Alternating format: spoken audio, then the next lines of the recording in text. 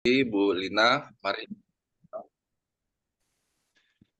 kami mengucap syukur Tuhan atas rahmat-Mu, kemurahan-Mu, kebaikan-Mu dalam kehidupan kami Tuhan. Kami boleh ada sampai pada pagi hari ini Tuhan.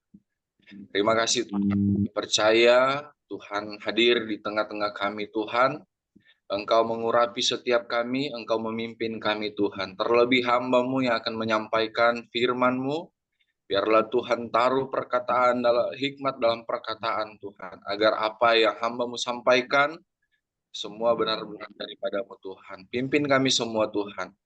Biarlah Roh Kudus yang bekerja dalam kehidupan kami, memberikan kami pengertian akan firman-Mu yang akan kami pelajari pada pagi hari ini Tuhan.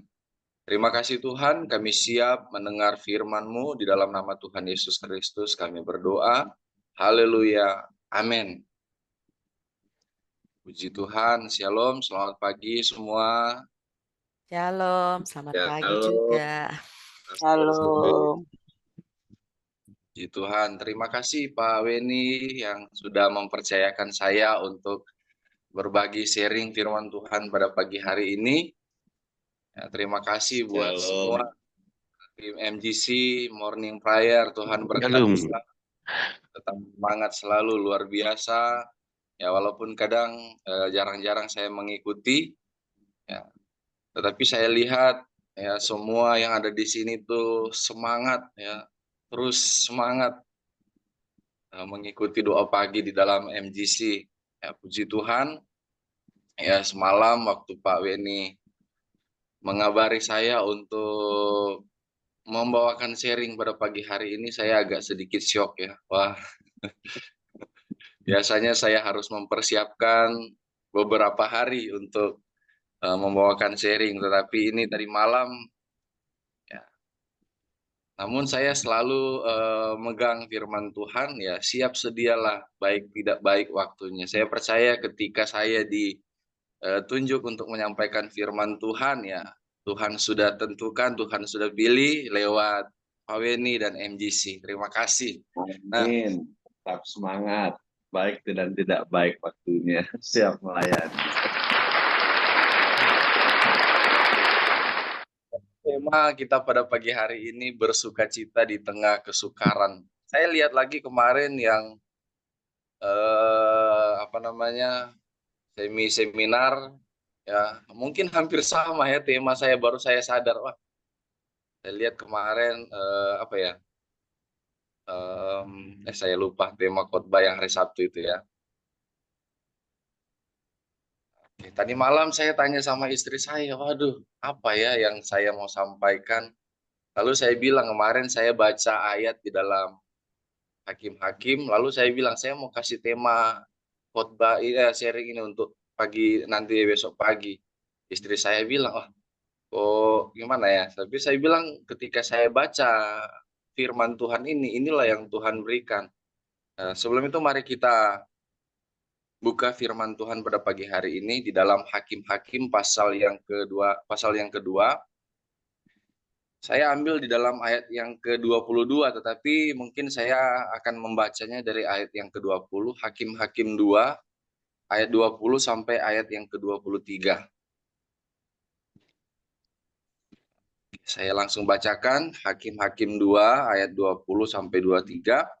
Apabila murka Tuhan bangkit terhadap orang Israel, berfirmanlah ia, karena bangsa ini melanggar perjanjian yang telah kuperintahkan kepada nenek moyang mereka, dan tidak mendengarkan firman-Ku, maka aku pun tidak mau menghalau lagi dari depan mereka satupun dari bangsa-bangsa yang ditinggalkan Yosua pada waktu matinya, supaya dengan perantaraan bangsa-bangsa itu aku mencobai orang Israel, apakah mereka tetap hidup menurut jalan yang ditunjukkan Tuhan seperti yang dilakukan oleh nenek moyang mereka atau tidak. Demikianlah Tuhan membiarkan bangsa-bangsa itu tinggal dengan tidak segera menghalaukan mereka. Mereka tidak diserahkannya ke dalam tangan Yosua. Nah, ketika saya membaca firman Tuhan ini, mungkin di dalam pikiran kita semua, ya kita bisa melihat bahwa Tuhan ini ternyata sepertinya terlalu sadis ya, terlalu keras. Tetapi Tuhan memberikan saya tema untuk ayat ini adalah bersukacita di tengah kesukaran. Saya juga berpikir-pikir apa yang Tuhan maksudkan untuk tema ini. Tetapi satu hal yang saya dapatkan bahwa ya di dalam kekristenan kadang-kadang ya kita ketika menghadapi masalah, mungkin kita terlalu cepat menyalahkan Tuhan ya. Mungkin kita sering bertanya, Tuhan kenapa begini?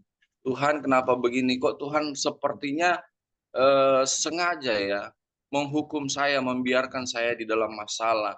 Tetapi satu hal yang Tuhan taruh dalam hati dan pikiran saya bahwa di dalam setiap masalah yang ada dalam kehidupan kita itu Tuhan biarkan supaya lewat masalah-masalah itu kita jangan terlalu jauh ya meninggalkan Tuhan. Mungkin kadangkala kita terlalu nyaman dengan kehidupan kita sehingga mungkin kita ya tanpa sadar kita mulai menjauh dari Tuhan, ya kita mulai melupakan Tuhan.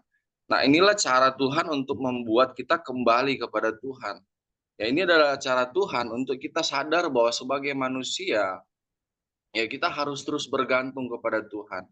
Ya, kita tidak bisa hidup dengan kekuatan kita sendiri. Kita tidak bisa hidup dengan cara kita sendiri. Semua hanya karena Tuhan kita boleh tetap ada. Nah, kalau kita lihat perjalanan bangsa Israel ya, ketika mereka keluar dari tanah Mesir ya, menuju tanah perjanjian, baik itu saat dipimpin oleh Musa, hakim-hakim dan sampai ke raja-raja, iman kepercayaan bangsa Israel itu selalu mengalami pasang surut. Ya, saat dalam keadaan nyaman, bangsa Israel itu kadang meninggalkan Tuhan. Nanti di saat ada masalah, ada tekanan, baru mereka datang cari Tuhan. Ya, di saat ada kesukaran, ya baru mereka mencari Tuhan, baru mereka berseru-seru kepada Tuhan. Nah, itulah sebabnya bangsa Israel ini mendapat julukan bangsa yang tegar tengkuk. Nah, supaya mereka ya kalau kita lihat, supaya mereka, mungkin kalau kita pikir kenapa kalau mereka sudah berubah jahat, kenapa Tuhan tidak selesaikan aja sekalian. Tetapi inilah Tuhan menunjukkan kasih-Nya dengan cara seperti ini. Ya mungkin bagi kita melihat ya di dalam perjanjian lama ya, sepertinya Tuhan ini terlalu sadis, terlalu keras ya. Ketika bangsa Israel melakukan pelanggaran, ya, Tuhan kirim bangsa-bangsa lain untuk menyerang bangsa Israel, untuk menumpas mereka, untuk apa ya, mengalahkan mereka. Tetapi banyak hal yang dapat kita pelajari di sini bahwa karena kasih Tuhanlah ya, Tuhan harus mendidik bangsa Israel dengan keras. Nah, sebagaimana Tuhan memproses bangsa Israel, saya percaya demikian juga Tuhan memproses kita semua orang Kristen. Ya. Kalau saya melihat ya polanya Tuhan itu tidak pernah berubah. Ya, polanya Tuhan tetap sama dulu, sekarang, sampai selama-lamanya. Makanya kita percaya bahwa Tuhan Yesus itu tidak pernah berubah. Ya, dia tetap sama dulu, sekarang, dan selama-lamanya. Begitu juga dengan cara Tuhan memproses umatnya. Ya, kalau kita lihat perjalanan bangsa Israel diproses oleh Tuhan, demikian juga Tuhan memproses kehidupan kita orang Kristen. Ya, dalam kesukaran saya percaya Tuhan sedang menguji iman kita. Ya, di dalam kesukaran Tuhan sedang menguji kepercayaan kita kepada Tuhan. Di dalam kesukaran ya, Tuhan, saya percaya Tuhan sedang merestorasi kembali ya iman kita agar kita berbalik kepada Tuhan. Ya, seperti bangsa Israel ya, ketika mereka dalam kesukaran akhirnya mereka kembali berbalik kepada Tuhan. Ketika mereka di dalam masalah baru mereka kembali kepada Tuhan. Nah, banyak terjadi dalam kehidupan orang Kristen seperti itu. Ketika dalam kenyamanan, banyak orang Kristen akhirnya menjauh daripada Tuhan. Ya, ketika dalam kenyamanan, dalam hidup yang tidak punya masalah, orang Kristen kebanyakan meninggalkan Tuhan. Nah, inilah cara Tuhan ya. Tuhan bukan menghukum kita dengan masalah, tetapi Tuhan mau membawa kita kembali kepada Tuhan. Ya, jangan kita berpikir bahwa Tuhan sedang menghukum kita. Justru di dalam masalah yang Tuhan izinkan terjadi itu Tuhan sedang menunjukkan kebaikannya dalam kehidupan kita supaya jangan kita meninggalkan Tuhan, supaya kita sadar bahwa kita ini adalah manusia yang terus harus mengandalkan Tuhan. Tuhan tidak mau satupun dari kita itu binasa. Ya. Kalau berbicara hukuman Tuhan, itu Tuhan pasti menghukum kita, menghukum orang berdosa, tetapi nanti bukan sekarang. Ya, jangan kita samakan apa yang sedang kita alami itu adalah penghukuman. Ya. Itu adalah cara Tuhan untuk membawa kita kembali, merestorasi iman kita kepada Tuhan. Ya, supaya kita kembali percaya dengan sungguh-sungguh kepada Tuhan. Coba kita baca di dalam ayat yang ke-16 sampai 17, kita mundur sedikit di Hakim-Hakim 2. Ya, kita mundur sedikit di ayat yang ke-16 dan 17, saya langsung bacakan. Maka Tuhan membangkitkan hakim-hakim yang menyelamatkan mereka.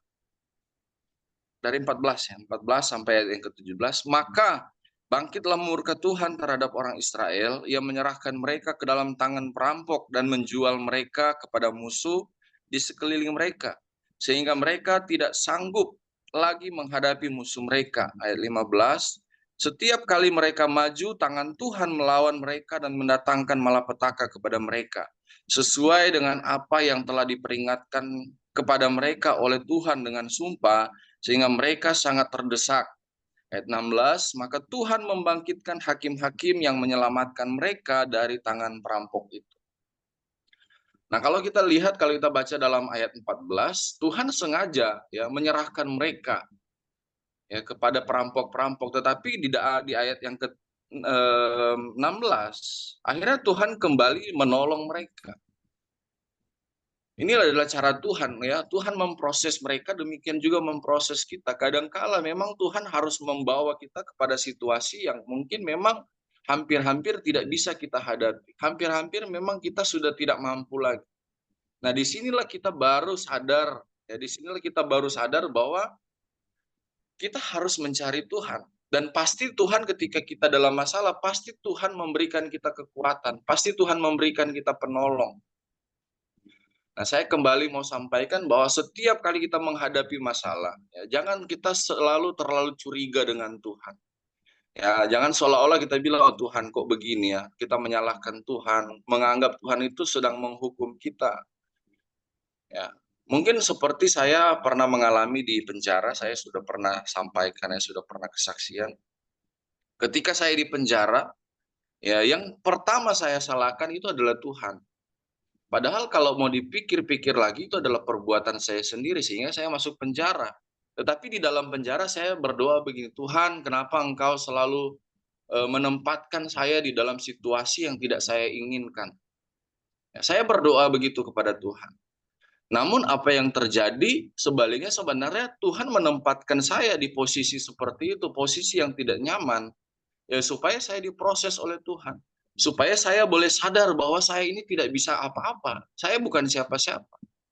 Ya, dulu saya merasa hebat dengan pergaulan saya, banyak orang menghormati saya, banyak orang kagum dengan kejahatan yang saya buat ya. Orang-orang yang sefrekuensi dengan saya, banyak orang yang merasa mengakui ya kehidupan saya dulu ya, segala macam yang saya perbuat.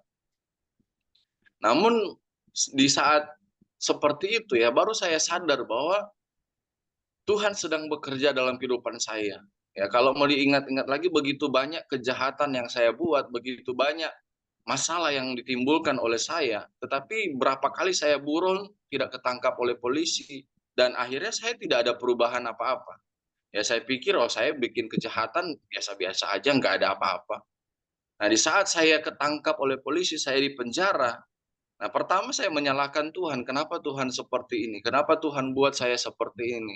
Tetapi di situ baru saya sadar bahwa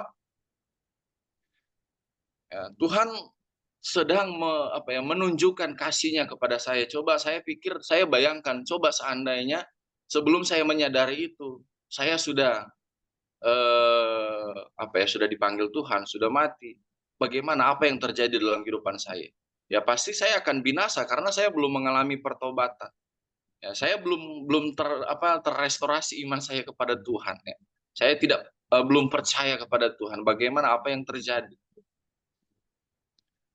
Tetapi saya bersyukur. Ya, saya mau katakan saya berapa kali mengalami pernah dikepung, mau dibunuh oleh satu kampung. Ya, tapi puji Tuhan, Tuhan masih sayang. Ya, saya juga pernah dikurung di dalam satu kamar kos dengan 3 orang bahwa sudah dengan barang tajam, mau dibunuh, tapi puji Tuhan, Tuhan masih tolong. Nah, saya ketika di penjara, saya berpikir, saya merenungkan kembali, saya membayangkan, seandainya Tuhan tidak membawa saya di penjara untuk diproses, untuk mengalami pertobatan, lalu saya mati dibunuh, apa yang terjadi? Ya pasti saya binasa. Nah begitu juga dengan bangsa Israel, Tuhan kalau mau dipikir Tuhan itu adalah Tuhan yang maha kuasa. Ketika bangsa Israel melakukan pemberontakan, bisa saja Tuhan membinasakan bangsa Israel. Ya. Bisa saja Tuhan langsung menghabisi mereka, menghukum mereka. Tetapi ya inilah cara Tuhan mengasihi mereka dengan mendatangkan kesukaran. Ya. Harus menyerahkan mereka kepada bangsa-bangsa lain untuk menghukum mereka. Supaya mereka bertobat. Kita baca di dalam Wahyu pasal yang ketiga, ayat 19. Mungkin ini sudah ayat hafalan ya buat kita semua. Ya, semua kita sudah pernah baca ayat ini. Wahyu pasal 3 ayat 19. Barang siapa kukasihi, ya, ia kutegur dan kuhajar, sebab itu relakanlah hatimu dan bertobatlah. Firman Tuhan katakan, barang siapa kukasihi, ia kutegur dan kuhajar, sebab itu relakanlah hatimu dan bertobatlah. Ya, Tuhan masih menunjukkan kasih-Nya kepada kita ketika ya harus Tuhan izinkan kesukaran terjadi, masalah terjadi dalam kehidupan kita. Supaya kita kembali sadar dan kita bertobat bahwa segala sesuatu yang kita perbuat, ya kalau kita sudah melenceng, Tuhan ingatkan agar kita bertobat. Ya Tuhan itu seperti Bapa kita yang selalu ya mengasihi kita. Ya saya percaya Bapak kita di dunia aja ketika kita melakukan pelanggaran pasti ya Bapak kita yang ada di dunia itu mengajar kita ya. Ya dengan cara mungkin kadang dengan cara yang keras supaya kita jangan sampai melenceng dalam kebenaran. Begitu juga dengan Tuhan. Tuhan itu tidak ingin membiarkan satupun dari anak-anaknya itu melenceng ya, atau sampai-sampai akhirnya harus mengalami kebinasaan. Dan juga dalam kesukaran Tuhan sedang melatih ya agar kita tetap kuat. Dalam kesukaran Tuhan sedang melatih saya dan saudara agar tetap kuat. Ya, kalau kita baca di dalam pasal yang selanjutnya, Hakim-Hakim pasal 3 ayat 1 dan 2, Hakim-Hakim pasal 3 ayat 1 dan 2, saya langsung bacakan, inilah bangsa-bangsa yang dibiarkan Tuhan tinggal untuk mencobai orang Israel itu dengan perantaraan mereka, yakni semua orang Israel yang tidak mengenal perang Kanaan, maksudnya hanyalah supaya keturunan-keturunan orang Israel yang tidak mengenal perang yang sudah-sudah dilatih perang oleh Tuhan. Kalau kita lihat ya, ketika Tuhan memimpin bangsa Israel keluar dari Mesir menuju tanah perjanjian, ya Tuhan itu kan maha kuasa. Tuhan sanggup melakukan segala sesuatu. Kenapa Tuhan tidak dengan sendirinya meluruskan perjalanan bangsa Israel? Artinya menghalau semua sekaligus ya bangsa-bangsa yang akhirnya menjadi lawan dari bangsa Israel. Kenapa Tuhan harus membawa bangsa Israel kepada peperangan demi peperangan? Ya kita boleh merenungkan itu kenapa. Lalu setelah bangsa Israel masuk ke tanah perjanjian, ternyata masih ada bangsa-bangsa lain yang memang masih tetap ada yang tidak percaya Tuhan, yang memang Tuhan sudah sediakan untuk memproses bangsa Israel. Ya kalau kita baca di pasal-pasal sebelumnya, ternyata Tuhan itu sengaja membiarkan tidak semua sekaligus itu ditumpas oleh Yosua. Ya, tidak semua sekaligus bangsa-bangsa yang tidak mengenal Tuhan ditumpas oleh Yosua. Tuhan sengaja meninggalkan bangsa-bangsa ini untuk memproses keturunan bangsa Israel ke depannya supaya mereka terlatih, ya, supaya mereka menjadi orang-orang yang kuat. Ya, saya juga berpikir, oh ternyata ini maksudnya Tuhan, dan memang itu ditulis di dalam Alkitab bahwa Tuhan sengaja membiarkan bangsa-bangsa agar supaya Yosua jangan menumpas semua bangsa-bangsa yang tidak mengenal Tuhan. Tuhan sisakan bangsa-bangsa yang tidak mengenal Tuhan untuk memproses keturunan bangsa Israel setelah Yosua. Karena kalau kita lihat setelah Yosua mati, bangsa Israel mengalami jatuh bangun. Ya, saat dipimpin oleh Yosua, mereka hidup dalam kebenaran, melakukan perintah Tuhan. Namun ketika Yosua mati, ya bangsa Israel ini menjadi penyembah berhala. Ya. Dan begitu seterusnya. Ketika hakim-hakim, Tuhan kirim hakim. Ya, ketika ada seorang hakim bangsa Israel menyembah Tuhan. Lalu ketika hakim itu mati, bangsa Israel kembali lagi menyembah berhala, dan begitu seterusnya. Dan Tuhan sengaja akhirnya mengirim bangsa-bangsa lain ini supaya lewat bangsa-bangsa ini ya, Tuhan memproses keturunan bangsa Israel agar mereka tetap kuat. Nah, saya percaya menjadi orang Kristen itu kita mau tidak mau kita harus masuk dalam peperangan. Nah, kita semua dalam peperangan, tapi berperang bukan secara fisik ya. Kita masuk dalam peperangan rohani. Betul tidak ya? Ya, saya percaya sebagai orang Kristen ketika kita memilih menjadi orang Kristen, ketika kita memilih percaya kepada Yesus, mau tidak mau kita harus masuk dalam peperangan. Kita tidak bisa menghindari ya, setiap orang Kristen harus masuk dalam peperangan, yaitu peperangan rohani. Nah, tujuannya adalah supaya kita memang kuat ketika kita dalam perjalanan kita sebelum Yesus datang. Jangan sampai kita sudah percaya kepada Tuhan, namun ketika ada masalah akhirnya kita goyah, kita mundur. Ya. Tapi percayalah bahwa setiap orang Kristen itu memang kita semua diperlengkapi untuk masuk dalam peperangan. Ya, kita dalam peperangan rohani. Ya, kita lihat orang Kristen ya di mana-mana semua orang Kristen mengalami tekanan. Ya, semua orang Kristen mengalami peperangan. Ya, kita berperang, ya, peperangan di dalam rohani. Ya, ini semua adalah caranya Tuhan supaya membuat kita itu tetap kuat, ya, tetap kuat menghadapi tantangan ke depannya. Ya, cara Tuhan membuat kita ini supaya kita tidak mudah menyerah. Ya, Tuhan membuat kita itu supaya kita jangan mudah menyerah. Makanya kita harus mengalami peperangan dalam kehidupan kita. Supaya kita berani menghadapi setiap masalah.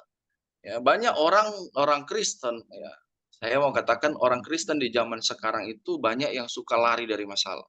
Tidak berani menghadapi masalah. Karena dia tidak menyadari bahwa dia itu ada dalam peperangan. Dan dia tidak mau masuk ke dalam peperangan yang Tuhan memang izinkan supaya dia kuat. Tetapi justru yang terjadi banyak orang Kristen itu mudah menyerah. Ya, mudah menyerah. Sering lari dari masalah. Ya, tapi kita bukan mencari masalah ya. Orang Kristen itu tidak diajarkan untuk mencari masalah. Amin. Amin, amin. Kita semua sebagai orang Kristen, jangan kita suka lari dari masalah. Setidak-tidaknya kita harus menghadapi. Ya, mungkin kita belum bisa menyelesaikan setiap masalah yang terjadi. Karena ya manusia itu penuh dengan keterbatasan. Tetapi ingat ada Tuhan yang terus menopang kehidupan kita. Ada Tuhan yang terus memberikan kita kekuatan. Maka dari itu sadarlah bahwa menjadi orang Kristen itu memang tidak mudah. Ya, sadarlah bahwa menjadi orang Kristen itu tidak seperti yang kita bayangkan. Oh, masuk Kristen itu ada yang bilang jadilah orang Kristen, maka percayalah berkat Tuhan mengalir ya. Jadi orang Kristen percayalah kamu dijauhkan dari segala macam masalah dan segala macam. Ya justru kalau kita mau jadi orang Kristen, kita harus siap menghadapi masalah. Ya, saya kalau mau sampaikan ini kepada orang-orang yang belum begitu mengenal Tuhan, saya tidak langsung katakan bahwa jadi orang Kristen itu pasti diberkati kok. Jadi orang Kristen itu kamu banyak masalah, kamu jadi orang Kristen, masalah kamu selesai. Enggak. Justru saya bilang, ya kalau mau jadi orang Kristen itu harus siap karena kamu akan masuk dalam masalah. Kamu akan menghadapi begitu banyak masalah. Tetapi percayalah bahwa Tuhan akan memberikan kekuatan. Makanya Amin. kadang saya berdoa itu saya rasanya tidak ingin berdoa seperti Tuhan jauhkan kami dari masalah. Ya Tuhan begini dan begitu, dan karena saya percaya bahwa apapun yang terjadi ya Tuhan memang sudah izinkan untuk kita hadapi. Saya berdoa Tuhan kuatkan saya untuk menghadapi setiap masalah. Kalau saya bangun pagi saya berdoa Tuhan kuatkan saya Tuhan untuk menghadapi setiap masalah pada hari ini. Ya, tapi nggak mungkin ya tergantung ya terserah iman kita berdoa gimana ya. Kalau mungkin ada yang berdoa Tuhan jauhkan kami dari masalah ya itu terserah saja menurut kita. Oke, jadi saya percaya kesukaran adalah cara Tuhan untuk membuat kita kuat. Amin. Amin. Karena juga Tuhan melatih saya lewat kesukaran, lewat masalah-masalah yang terjadi. Ketika saya mengalami pertobatan, aduh, pertama saya diproses ya, mohon maaf, dengan hamba-hamba Tuhan. Apalagi saya orang yang punya jejak apa ini dia. Ya. Pertama saya diproses oleh hamba-hamba Tuhan. Ya, dalam perjalanan saya ketika saya baru bertobat, kadang merasa tertuduh dengan sikap mereka yang seolah-olah ini dari penjara, belum tentu dia sudah bertobat benar-benar. Jadi mereka sepertinya masih menjaga jarak dengan saya. Nah, saya kadang-kadang, wah kok begini ya? Kok kayak saya dijauhi ya? Saya kok kayak dianggap seperti apa? Dan begitu banyak masalah yang saya harus hadapi. Tetapi ya saya sadar, saat ini saya sadar bahwa itulah cara Tuhan. Ya kalau dulu saya langsung mundur ya sudah selesai. Ya kalau dulu ketika saya menghadapi proses seperti itu langsung saya kecewa, saya langsung menyalahkan hamba-hamba Tuhan yang mungkin menganggap saya mencurigai saya, ya saya tidak akan menjadi apa-apa. Ya, saya tidak menjadi seperti yang sekarang ini.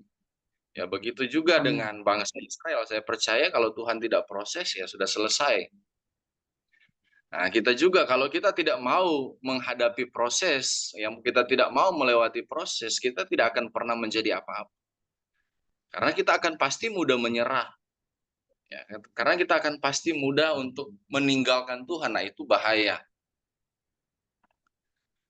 Dan juga selanjutnya, dalam kesukaran, saya percaya Tuhan sedang menguji ketaatan kita. Dalam kesukaran, Tuhan sedang menguji ketaatan kita. Apakah kita tetap melakukan perintah Tuhan atau tidak? Ya. Kita mundur kembali kepada ayat yang menjadi pokok kita di dalam Hakim-Hakim 2 ayat 22. Ayat 22 saya bacakan, supaya dengan perantaraan bangsa-bangsa itu aku mencobai orang Israel, apakah mereka tetap hidup menurut jalan yang ditunjukkan Tuhan seperti yang dilakukan oleh nenek moyang mereka atau tidak. Nah, saya percaya dalam kesukaran Tuhan sedang menguji ketaatan kita kepada Tuhan. Amin. Ya, bersyukurlah Amin. kalau kita saat ini sedang dalam kesukaran ya. Percayalah itu Tuhan sedang menguji ketaatan kita, apakah kita mau tetap percaya kepada Tuhan ya atau kita akan justru sebaliknya meninggalkan Tuhan. Nah, bahaya. Ya, berbicara tentang ketaatan ya, Bapak Ibu sudah tahu mungkin ya, ketaatan adalah suatu prinsip yang mendasar yang tidak bisa diubah oleh apapun ya. Kalau sudah bicara ketaatan ya sudah taat aja, tidak ada alasan untuk kita tidak taat. Ya, betul enggak? Betul. Betul. Jadi Betul. jadi ketaatan adalah suatu prinsip yang mendasar yang tidak dapat diubah oleh apapun. Ya, seperti melakukan perintah Tuhan. Ya, kita tidak ada alasan untuk tidak melakukan firman Tuhan. Tuhan sudah memberikan kita kekuatan, memberikan kita akal, memberikan kita hikmat, memberikan kita pengetahuan. Ya, kita tidak ada alasan lagi untuk tidak melakukan perintah Tuhan. Amin. Amin. Kita melakukan perintah Tuhan, kita hanya pilih-pilih. Oh, yang ini saya sanggup, yang ini enggak. Ya, semua perintah Tuhan harus kita lakukan, harus kita coba untuk lakukan. Bicara sanggup tidak sanggup itu adalah cara Tuhan untuk bekerja dalam kehidupan saya dan saudara. Ya, pertanyaannya apakah kita mau taat melakukan perintah Tuhan? Ya, itu aja. Kalau bicara sanggup tidak sanggup itu bukan kita, Tuhan yang memampukan kita. Amin. Ya, Amin. ya, kita tahu agar kita melakukan taat saja dengan apa yang Tuhan perintahkan. Ya, contoh halnya seperti beribadah. Ibadah itu wajib. Ya. Ketika kita disuruh untuk beribadah, ya kita harus beribadah karena itu wajib untuk kita lakukan sebagai orang Kristen. Ya. Jangan kita berpikir ya yang penting saya sudah jadi orang Kristen, saya nggak perlu ke ibadah kok. Saya di rumah sendiri bisa. Saya bisa berdoa sendiri kok. Ya, saya bisa membangun hubungan saya sendiri dengan Tuhan. Saya tidak perlu ke tempat ibadah, saya tidak perlu beribadah. Ibadah itu wajib supaya kita bisa saling menguatkan satu sama lain, ya. Jadi kalau Tuhan bilang kita harus beribadah, kita harus beribadah, tidak ada alasan. Ya, ada hamba Tuhan yang bilang selama kita masih bisa berdiri, ya kita harus bisa beribadah. Lalu tentang berbicara mengasihi, ya. Hukum yang utama mengasihi Tuhan dan sesama. Ya, Tuhan sudah perintahkan kita untuk hidup dalam kasih, saling mengasihi. Apakah ada alasan untuk kita tidak mengasihi? Tidak ada. Ya, firman Tuhan katakan, doakanlah musuhmu, ya, berbuat baiklah kepada musuhmu. Artinya kita mengampuni. Ya, tidak ada alasan untuk kita tidak bisa mengampuni siapapun yang pernah menyakiti kita. Jangan kita bilang, oh Tuhan, dia sudah perlakukan saya tidak adil, dia sudah mempermalukan saya, dia sudah menjatuhkan saya, bahkan dia sudah melakukan penganiayaan fisik terhadap saya. Ya. Kita tidak ada alasan untuk tidak mengampuni. Kita tidak ada alasan untuk tidak mengasihi. Oh Tuhan, dia tidak pernah melakukan hal yang baik buat saya. Ngapain saya mengasihi dia? Ya. Banyak orang punya alasan seperti itu. Dia tidak pernah baik kok sama saya. Ngapain saya harus mengasihi dia? Atau ada alasan begini. Sikapnya nggak pernah bagus kok. Nggak pernah baik saya lihat orangnya. Justru orang yang seperti ini adalah orang-orang yang membutuhkan kasih. Ya.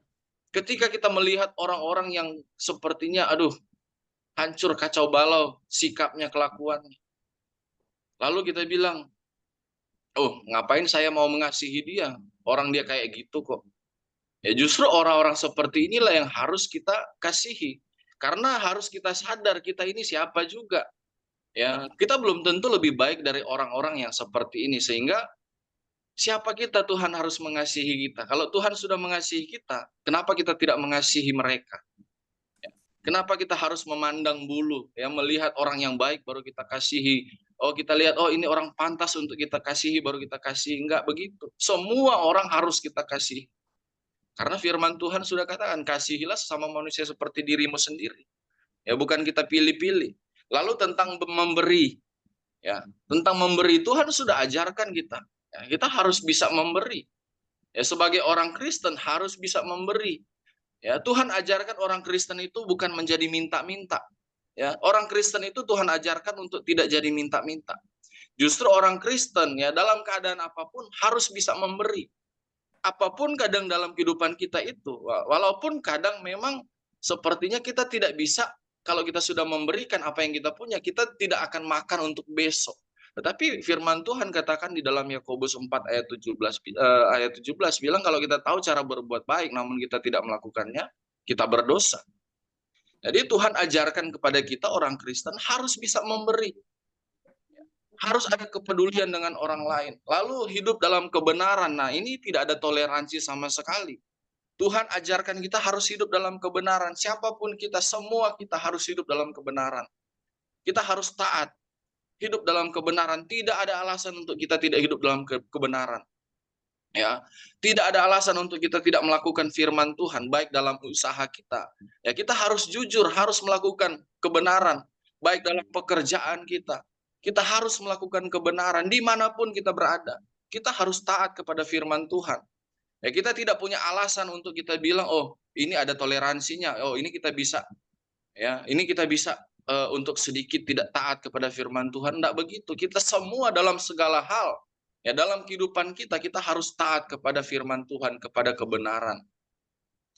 Amin, Bapak Ibu. Amin, amin. Amin. Ayat terakhir, Yakobus 1 ayat 2-4. Yakobus 1 ayat 2-4, saya langsung bacakan. Saudara-saudaraku, anggaplah sebagai suatu kebahagiaan apabila kamu jatuh ke dalam berbagai-bagai pencobaan. Sebab kamu tahu bahwa ujian terhadap imanmu itu menghasilkan ketekunan. Dan biarkanlah ketekunan itu memperoleh buah yang matang supaya kamu menjadi sempurna dan utuh dan tak kekurangan suatu apapun. Jadi ingatlah bahwa dalam setiap proses, dalam setiap kesukaran yang kita hadapi, ya semua pasti akan menghasilkan ketekunan, ya, dan membawa kita menjadi orang yang benar-benar berpegang teguh kepada firman Tuhan, ya, kepada Tuhan. Ya, kita membuat semakin kita dekat dengan Tuhan. Jadi apabila kita dalam mengiring Tuhan dan mengalami kesukaran, ya jangan kita cepat-cepat menyalahkan Tuhan. Ya bisa jadi Tuhan sedang menyatakan kebaikannya kepada kita lewat kesukaran, ya yang sedang kita alami. Ya, kalau kita baca di tadi ayat terakhir, tapi saya mau katakan lagi, boleh kita buka di dalam Roma 8 ayat 28, firman Tuhan katakan bahwa segala sesuatu mendatangkan apa kebaikan bagi setiap orang yang mengasihi Dia. Amin. Amin. Jadi percayalah bahwa dalam justru sebenarnya bukan Tuhan sedang menghukum kita. Tuhan bukan sedang menghukum saya dan saudara. Justru dalam kesukaran sebenarnya Tuhan sedang menyatakan kebaikannya untuk kita. Ya, supaya kita jangan menjadi orang yang terhilang, yang melenceng dari kebenaran. Puji Tuhan, mungkin sekian yang saya bisa bagikan buat kita semua. Ya, saya kembalikan kepada Terima kasih Bu Pak. Lina. Pada saya Pak. Ya, terima kasih Pak Martin Supit. Tema pagi ini bersukacita di tengah kesukaran. Ya, jadi jelas ya. Kalimat terakhir dalam kesukaran Tuhan mengajar kita untuk tetap kuat dan bersandar, percaya bahwa Tuhan yang memberikan kekuatan. Tuhan mengajar kita untuk terus naik kelas. Kalau sekolah tuh naik kelas. Bahwa dalam iman kita terus naik kelas. Ya, ada yang mau memberikan peneguhan atau mau memberikan kesaksian atau mau mendiskusikan, silakan. Boleh, Bu Lina mau? Oh ya, Bu Yudi, silakan. Silakan Bu Yudi, silakan. Terima kasih. Siapa nih? Selamat Shalom Bapak Pendeta Pak Martin. Supit. Martin Supit. Pak Martin Supit. Ini berarti Shalom. saudaranya Weni kali ada Supitnya kali ya. Sesama Manado. Iya, sesama Manado, Jo. Ini Pak, karena nggak memahami ya Pak Pendeta, jadi mau bertanya gitu. Tadi Bapak menyampaikan apa Tuhan menguji manusia gitu. Ini saya agak apa ya, confused ya. Karena saya berpikir Tuhan nggak pernah menguji gitu ya. Manusia aja bandel gitu ya. Karena saya tadi saya catat lagi kesukaran. Ada manusia Pak, saya baru baca tuh siapa namanya? Eka Cipta Wijaya. Eka Cipta Wijaya itu jangan dianya mungkin sampai anak sampai cucu gitu ya. Saya lihat ada yang saya tahu hidupnya tuh sampai hari ini cucunya udah umur berapa ya? 50 kali. Itu happy terus gitu, rich, the family rich gitu Pak. Ya. Jadi keluarga ini kalau saya kemarin lagi baca, anggaplah keluarganya sama cucu sama anak udah 100 gitu ya. Itu kalau dibagi hartanya masih 3 triliun Bu Lina. Pusingan Bu Lina bacanya ya. Itu buat apa gitu ya. Nah ini saya mau nanya ke Pak Pendeta Martin, Tuhan beri mereka keluarga ini nggak sukar ya, bahagia. Mereka juga hidupnya yang saya tahu ya, imannya bagus gitu ya, selalu membuat ya kalau untuk bantu segala macam tuh secara rohani keluarganya bagus gitu. Dan bisnis is bisnis, saya pikir mereka melakukan hidup kebenaran. Bagi saya ya, mungkin saya salah Pak karena nggak mengerti ya, apa tuh benar-benar isi seluruh dari itu. Di Alkitab itu hanya ada 2, baik benar, nggak ada netral gitu ya, nggak ada netral. Kalau kita mungkin barangkali saya baru baca-baca ya, nggak ada itu. Janganlah berbuat jahat, janganlah semuanya kalau nggak baik jahat engkau berdosa, nggak ada semi berdosa, nggak ada semi baik, semi jahat itu nggak ada ya. Jadi saya mau nanya Pak, bagaimana orang yang hidupnya happy terus mungkin sampai dipanggil hayatnya nanti selalu hidup dalam kebahagiaan, tidak hidup dalam kesukaran. Di-compare dengan orang yang hidupnya ada adik ibu saya kayaknya dari kawin sampai dimakamkan, dipanggil kayaknya hidupnya susah terus gitu. Kelakuannya sih baik Pak, tapi hidupnya sukar. Ini yang saya mau nanya ke Bapak, bagaimana? Apakah benar Tuhan menguji? Bagaimana dengan orang yang hidup senang gitu? Kalau saya berpikir, saya mungkin nggak dikasih aset kita ya Bu Lina 3 triliun, takutnya kita lupa diri ya, takutnya lari sana, lari sini gitu. Sama juga manusia di dompetnya biasa 1.000, paling banyak 100.000, tiba-tiba bisa duitnya jadi 2 juta per hari dompet, mungkin dia belum kuat imannya, takut lari narkoba, perbuatan yang lain-lain. Saya tolong Pak dijelaskan namanya menguji dari Tuhan. Terima kasih Pak. Silakan terima Pak kasih, Martin.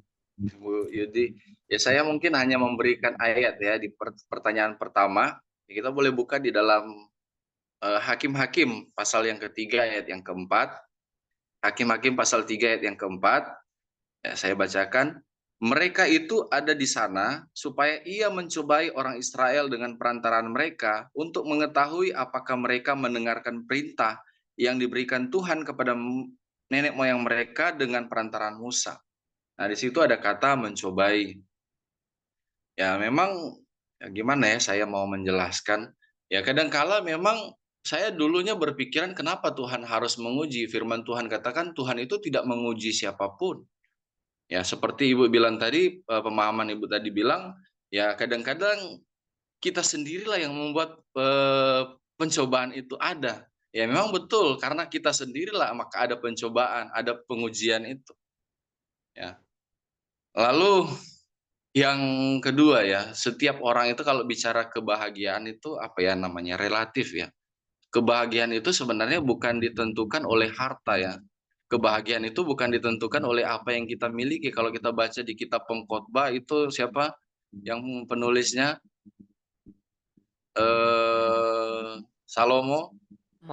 Salomo kurang kaya apa?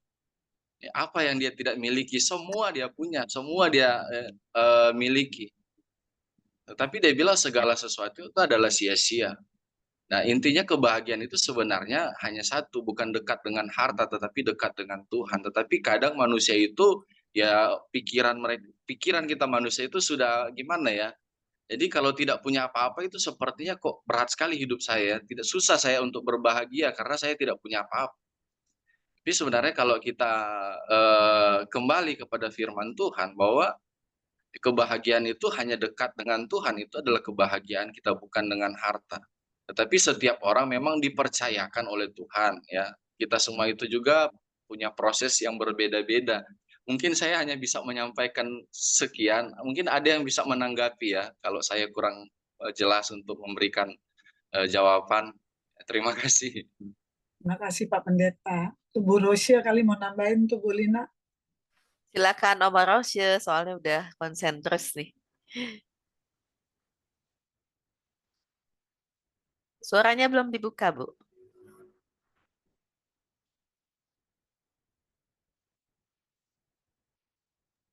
Ya, sudah terbuka. Shalom, selamat pagi, salam damai, sukacita sejahtera bagi kami semua. Halo. Halo. Nah, ya kalau saya juga merasa berkat-berkat itu Tuhan telah berikan kepada kita sesuai dengan porsi kami masing-masing. Iya.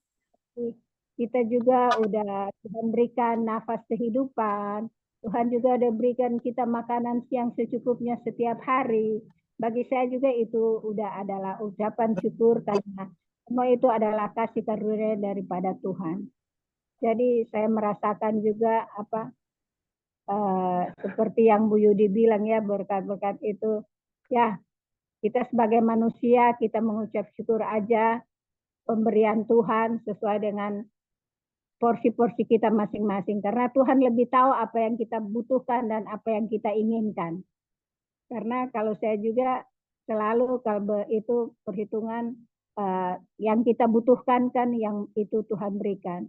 Jadi saya selalu minta sama Tuhan, berikanlah saya rezeki yang secukupnya. Dan biarlah Tuhan selalu memberikan kekuatan, kesehatan. Karena apapun yang terjadi dalam kehidupan kita ini, semua adalah maksud Tuhan yang terbaik. Ya itu saja, terima kasih. Ya, terima kasih Om Rosya yang sudah memberikan peneguhan. Gimana Bu Yudi? Sudah cukup? Boleh Ya, saya oke. berikan sedikit? Ya. Di Dogi ikutan. Ya, Ibu Peranika dulu ya, baru Pak Nelson ya. Silakan Bu Peranika. Mau menanggapi atau yang masih hal baru? Boleh saya menanggapi, Bu Lina? Oke, terima kasih. Ya. Shalom Pak Martin. Terima kasih buat kebenaran firman Tuhan yang sudah disampaikan. Jadi sesuai dengan tema ya, bersukacita di tengah kesukaran. Kalau dari tema ini, kita kadang berpikir ya, masa dalam kesukaran kita bisa bersukacita. Tapi itulah di dalam Tuhan. Dan hal itu sudah saya alami di tengah-tengah kesukaran, tekanan kiri kanan, depan belakang. Tuhan selalu berikan sukacita dalam arti walaupun saya meneteskan air mata, tapi saya melihat kekuatan dari Tuhan itu nyata. Setiap pagi selalu rindu untuk datang kepada Tuhan dan merasakan bahwa ada sesuatu yang baru terus yang Tuhan anugerahkan. Jadi kalau bagi saya itu sepanjang saya diproses Tuhan, saya tahu bahwa di balik setiap tekanan itu pasti ada iman yang akan timbul. Terus terang, terkadang kita sebagai manusia, seperti yang dikatakan Pak Martin, kalau kita mengalami proses Tuhan, kadang kita menyalahkan Tuhan. Tapi kembali lagi kepada kebenaran firman Tuhan yang dikatakan, semuanya itu supaya kita full 100% kembali kepada Tuhan, bergantung pada Tuhan, mencari hadirat Tuhan, dan kita tetap kuat, tetap percaya, dan tetap bisa terlatih.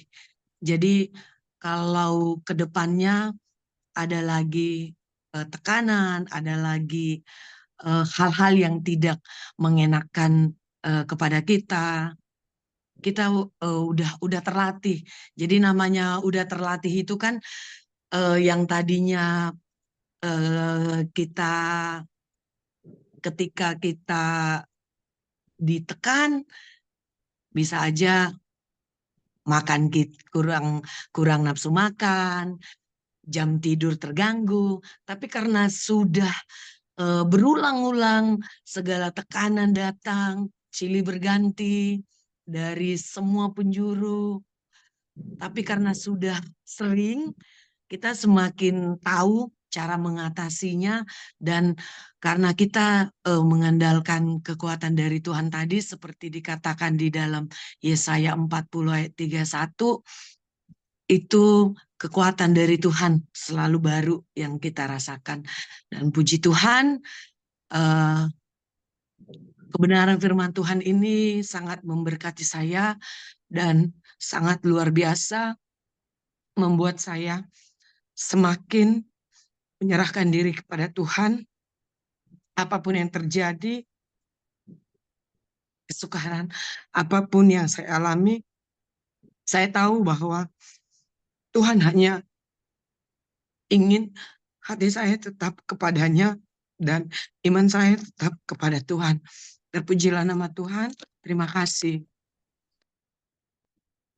Ya, terima kasih Bu Veronica untuk sharingnya pada pagi hari ini. Semakin dikuatkan di dalam Tuhan.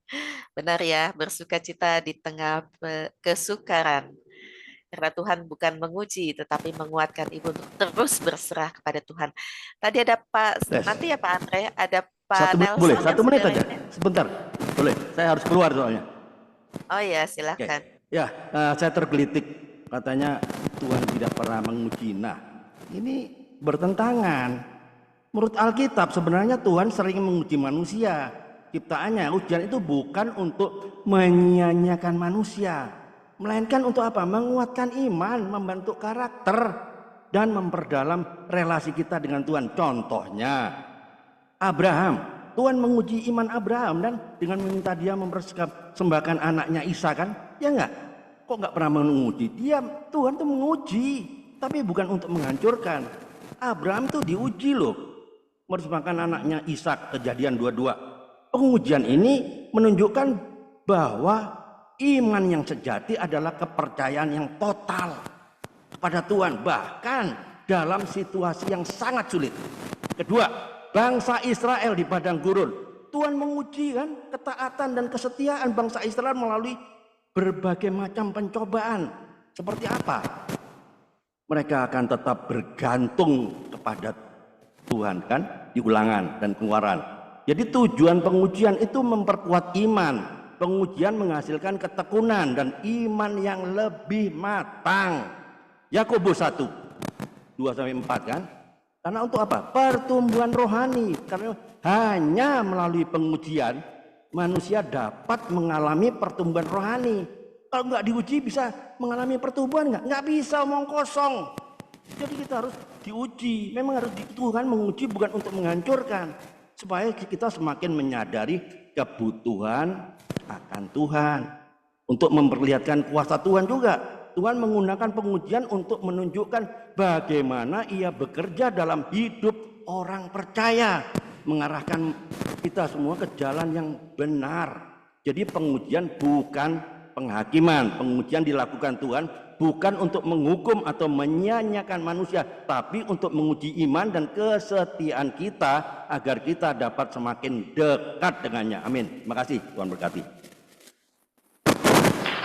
Ya, terima kasih Pak Andre. Pak Martin Supit mau menanggapi sebelum pindah ke Pak Nelson? Lanjut Bu, cukup mungkin buat Lanjut. saya itu. Ya, silakan Pak Nelson, Surabaya. Terima Shalom. kasih. Terima Ya. kasih. Saya Pak Supit ini namanya dulu terkenalnya artis Pimpong. Pak Supit siapa gitu ya? Nyonya Supit itu siapa? Mungkin ya. Apakah ada saudara atau tidak, nggak tahu.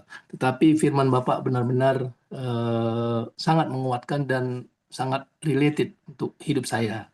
Karena memang kita diproses itu benar-benar setelah masuk ke satu tempat yang kata orang nggak enak. Tapi saya ingat Mazmur 119 itu ayat 71 bahwa aku tertindas itu baik bagiku supaya aku belajar ketetapan-ketetapanmu. Nah, kemudian ayat 72-nya, Taurat yang kau sampaikan adalah baik bagiku lebih daripada ribuan keping emas dan perak. Itu saya rasakan. Karena saya pendidikan 12 tahun di Medan, 633 sampai SMA. Kemudian di ITB 5 tahun. Kemudian ke Kalimantan. Sebenarnya 10 tahun ke Jepang, sekolah S2, S3. 10 tahun di penjara, Pak. Di lapas Porong. Nah, walaupun itu sesuatu yang tidak pernah saya bayangkan, tetapi ternyata saya di situ diproses. Ketika di dalam itu, rema yang selalu saya pegang adalah 1 Tesalonika 5 ayat 16-18. Bersukacitalah selalu, tetap berdoa dan bersyukur. Kata-katanya bersukacita enak, tetapi apa inti dari sukacita? Kita harus hilangkan kepahitan.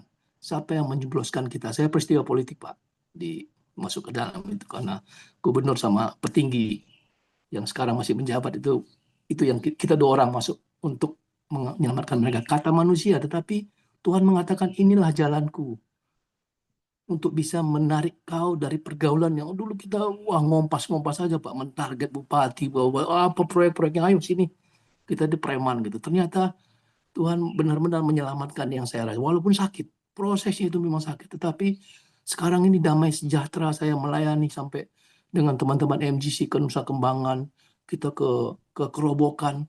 Banding saya dulu dengan Pak Gubernur, dengan satu petinggi, kita kalau sekali keluar negeri itu udah $5.000, Pak. $500 per hari, minimal 10.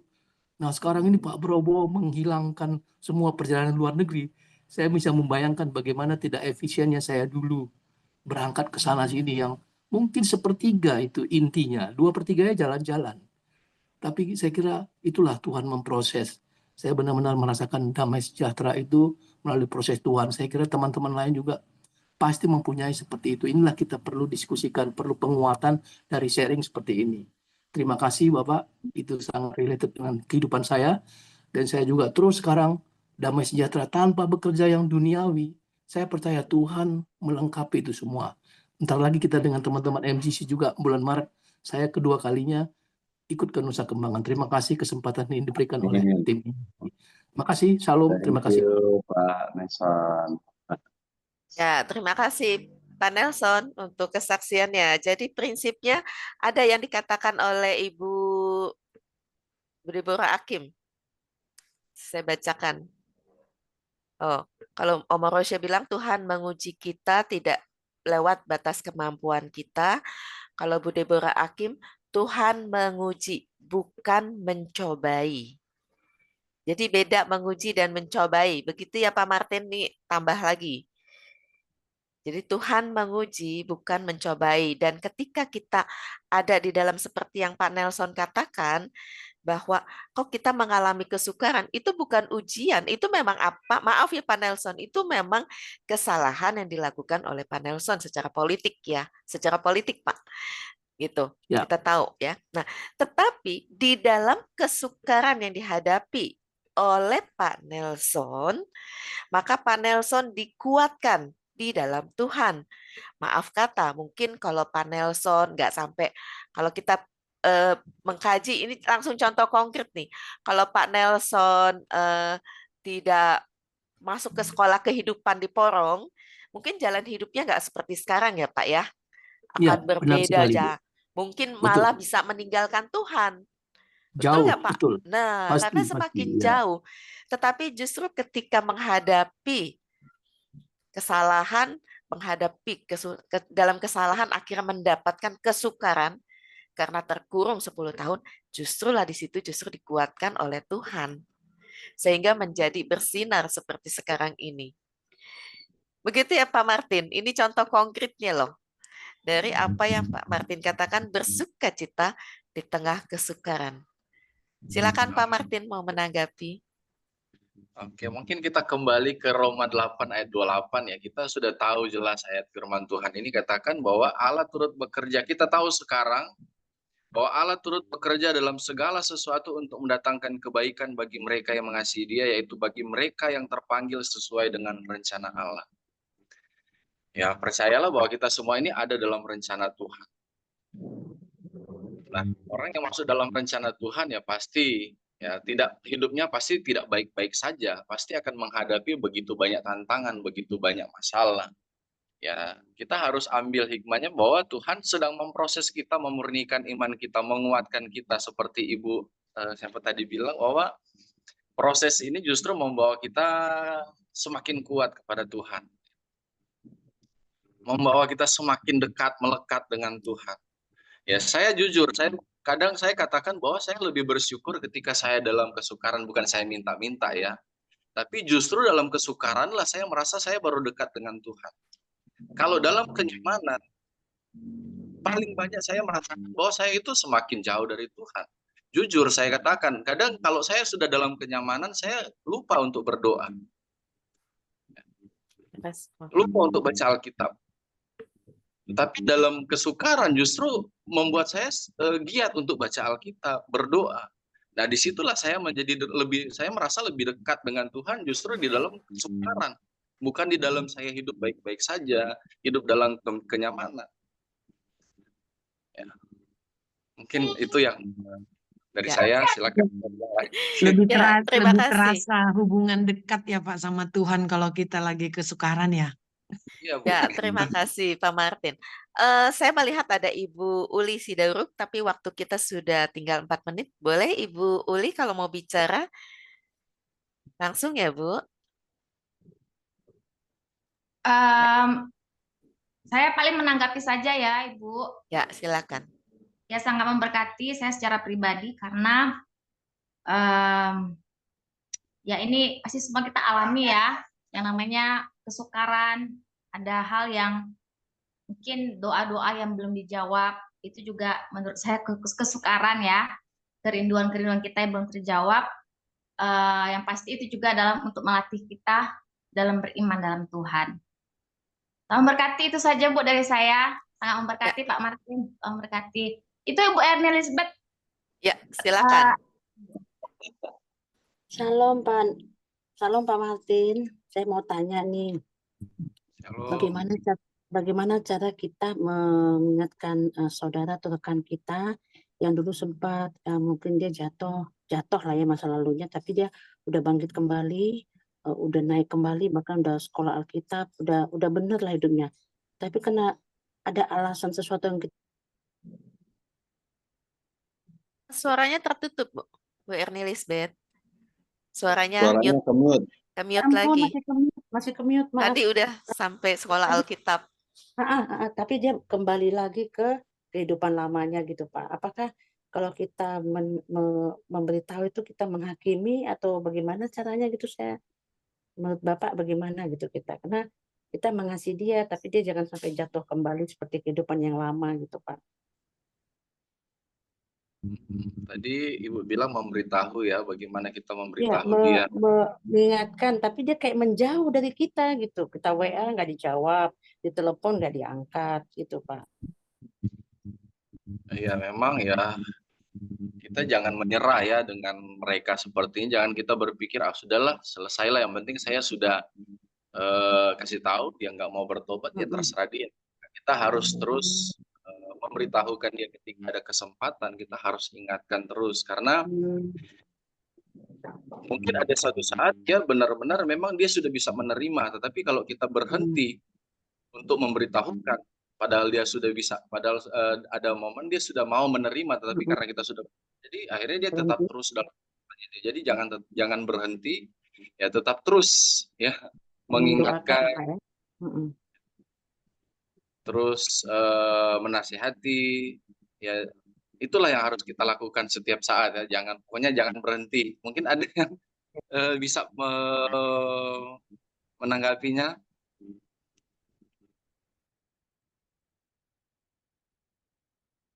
Tapi yang disampaikan oleh Pak Martin sudah jelas. Oh, Bu Uli masih mau bicara, menanggapi? Silakan. Saya mau menanggapi yang dikatakan Miss Lisbeth ya.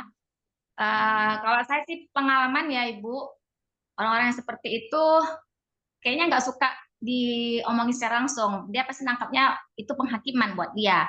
Jadi saya pikir sih biasa aja gitu, biasa aja sambil menunggu momen yang pas waktu deketin dia. Nah, di situ masuk Ibu. Jadi kalau saya pikir berteman aja baik, Bu. Nanti pasti dia ada momen gitu, ada saatnya dia bisa terima omongan kita, Bu. Mungkin bisa dimengerti, Bu ya. Itu dari saya sedikit. Oke, Bu Uli, Pak Martin, makasih. Ya. Ya, terima kasih Bu Uli untuk tipsnya untuk pertumbuhan iman. Ya, masih ada Pak Johan, sempat buka kamera nih? Atau ketangkap kamera juga ya. Pas, Pak. Iya, memang menghadapi orang-orang yang jatuh bangun itu mungkin terkadang juga ada pada diri kita masing-masing. Kalau saya sih, Bu, Bapak, Ibu, ya terima kasih buat Pak Martin. Saya tidak akan mengingatkan dosanya dia.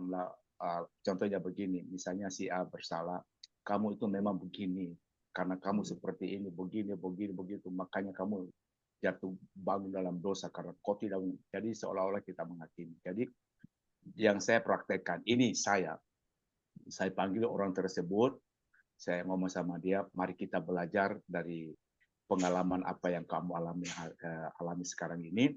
Kita belajar dari situ supaya kita kembali kepada kehidupan yang baik. Jadi saya tidak menjustis dia, saya tidak menghakimi dia, tapi saya selalu berkata, mari kita belajar dengan apa yang kamu alami, supaya ke depannya kita bersama-sama untuk saling mendukung, saling mensupport, tidak saling menyalahkan, tapi kita bangkit bersama dengan Tuhan. Kita pasti bisa. Ya. Jadi saya tidak menghakimi dia, karena sudah keadaannya seperti itu, kemudian kita menghakimi dia. Nah, ternyata Pak Martin itu berhasil, Pak. Berhasil saya lakukan itu, dan banyak orang mengatakan, ya seperti ini yang kami inginkan Pak Johan, kami sudah keadaannya seperti ini, kami sudah jatuh dalam dosa, terkadang banyak orang datang menghakimi kami, dan lain sebagainya.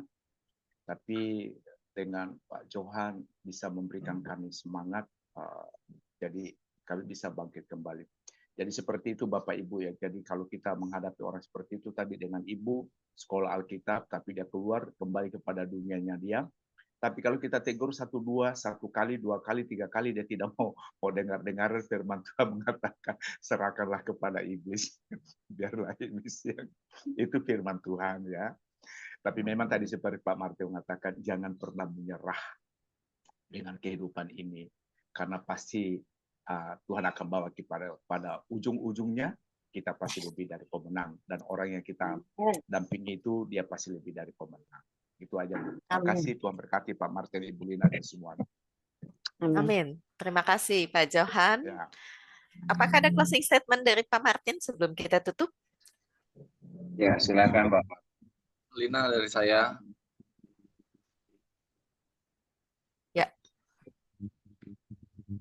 Ya, kalau sudah tidak ada, kita akan tutup di dalam doa. Saya akan tutup dalam doa penutup dan nanti Pak Martin yang pimpin dalam doa berkat ya Pak. Bisa? Ya, mari kita bersatu. Ya, mari kita bersatu dalam